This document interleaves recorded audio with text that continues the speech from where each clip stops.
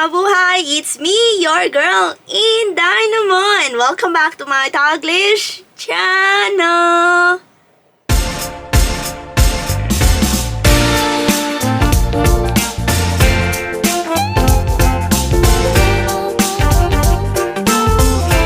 Hello guys! How are you all on other side of the universe? So guys, for today's video, we are heading to another attraction. This is a top-notch tourist attraction if you are in Las Vegas. So we are still in the Las Vegas vlog guys. Dito pa rin sa US of A. So guys, are you ready for some thrilling attraction? For today's video, what are we waiting for?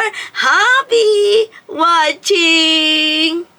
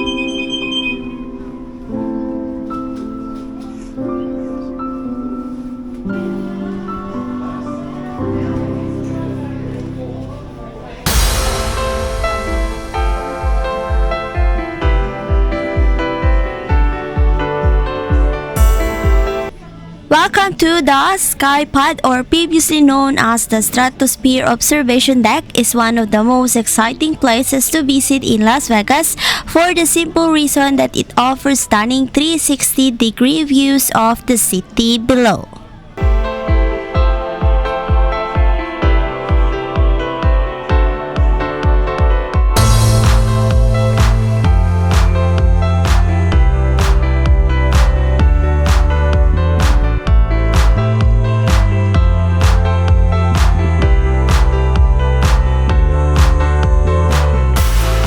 The observation deck is located within the tallest freestanding observation tower across the country at the 1,149 feet tall.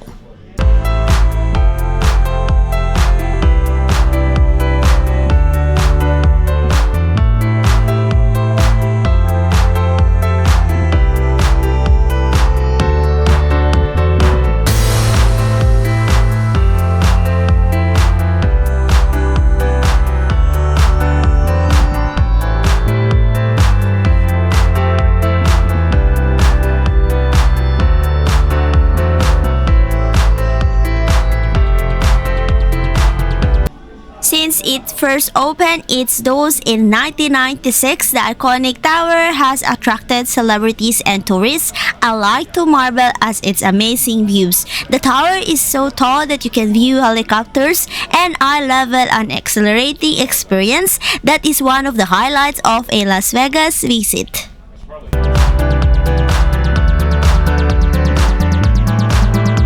For many people, the best time to visit the Skypod observation deck is around the time when the sun sets. The sky is bathed in the hues of orange and red, making for the most enchanting views. What's more, just as the sun sets, Las Vegas comes alive with its neon lights illuminating the strip below from a delightfully contrasting set of views.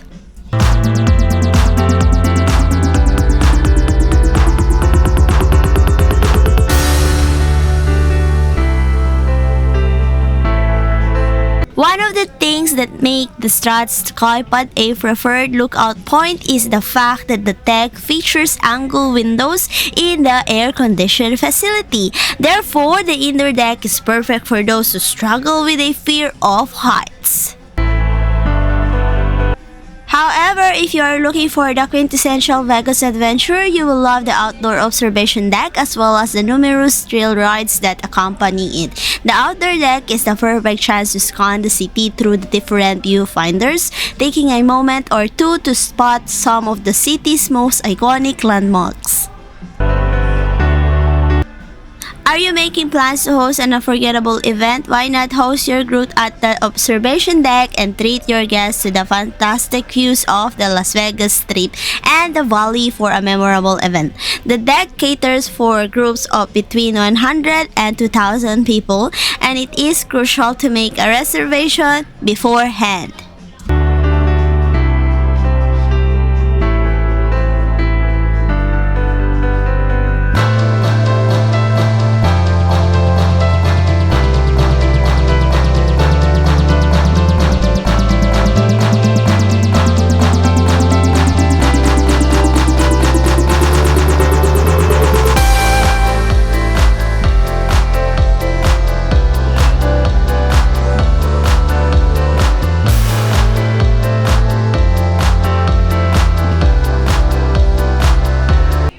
Alternatively, spend some time at the Air Bar, the highest bar in all of Las Vegas. This is a must experience for the party lover.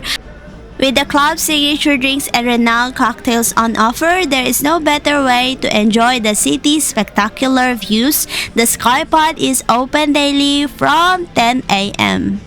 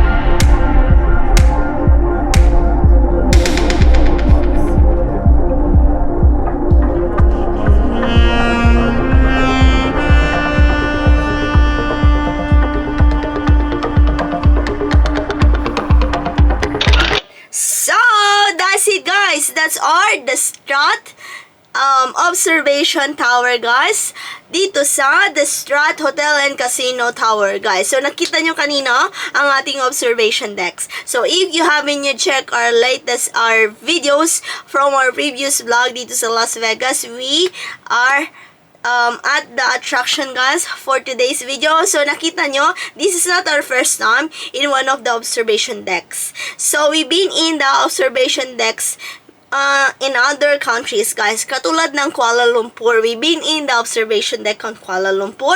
We've been in the observation deck in Melbourne, which is in Australia. And I think we've been in Sydney, the observation deck in Sydney. So, ayun na nga, guys. So, anyways, back to Nevada, which is in Las Vegas. So, nakita nyo ang ating observation deck. It has a 11 levels. So, I think 112 levels. I'm not sure, but nakita nyo kanina yung sinabi ko sa information. So, yung observation decks dito sa the Strat inside the hotel, of course, is levels 109 and 108.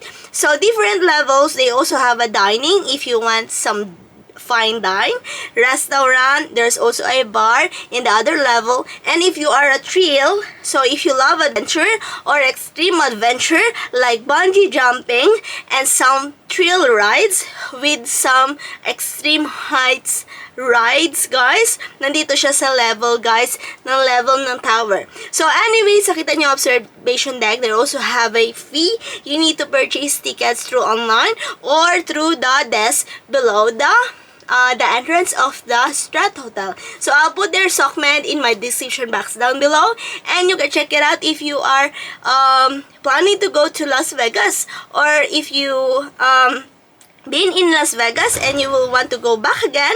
This is highly recommended. This is a top-notch attraction if you are one of the attraction for a tourist to do on daytime, on the afternoon, in the Arvo, or during nighttime, guys. So, guys, ayun na nga, nakikita nyo, guys, makikita nyo ang landscape ng Las Vegas. It's very fascinating 360. You can walk around, guys. It's a wide, spacious, merong bar doon, may cafe. You can also get or grab some coffee, grab some drinks while you are looking at the bottom of the tower. So, there's a lift, guys. Hindi kayo madidisi. You don't feel any dizzy. So, it's very fast na pataas kayo kung nakita nyo kanina sa video. So, anyways, ayun na nga, guys. That's the end of the Strat Tower Observation Deck dito sa Las Vegas, dito pa rin sa Nevada. I hope you enjoy watching. You learned something today. Plus, you had fun for today's video, guys. Thank you very much for watching. Thank you for supporting our videos. And mega love shout out to each wonderful, beautiful people of the universe. Thank you from the bottom of my heart. Please like if you did enjoy my video for today. And please subscribe if you haven't yet. And don't forget to hit the bell button for you to get notified for our next video. And please comment down below if you like this video pa. And see you when I see you on my next one. Bye bye, guys. Be good. You take care. Be safe. And mwah! Ciao!